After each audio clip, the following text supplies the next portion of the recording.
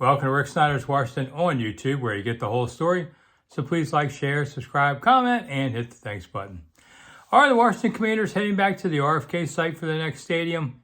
Got a little closer this week when the House Oversight Committee, you remember those guys that looked at Danny last year. Well, this time they reverse flipped, and this time they love the Commanders, and they voted recommending on a bill that would allow Washington officials to control the RFK site for 99 years. You know, they're going to end it in a few years, so this kicks the can down the road. But it's not everything. There still has to get through a lot of other hurdles. But this was a big one. The first one's always a big one. And it had bipartisan support, which is a key. Here's the one thing that we got to look at in the short term. You know, they're talking about it on a lockout because politicians can't get along, can't figure out the budget. We'd rather hurt each other than compromise sometimes.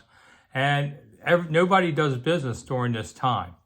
So I don't see anything happening before October 1st when there is that potential shutdown. And then how long does that go? I don't know. The last one went 35 days. And then you got to catch up with more important business than worrying about a stadium 99-year lease.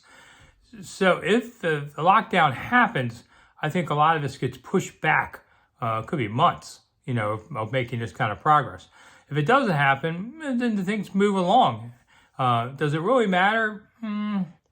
No, not in the end, because they're not going to make the 2027 deadline to get out of FedEx Field, and they're certainly allowed to stay. And you know, financial parameters change a little bit, but we don't care about that. But I still think its new stadium is probably more likely around 2029, 2030. So a short-term delay, not a big deal.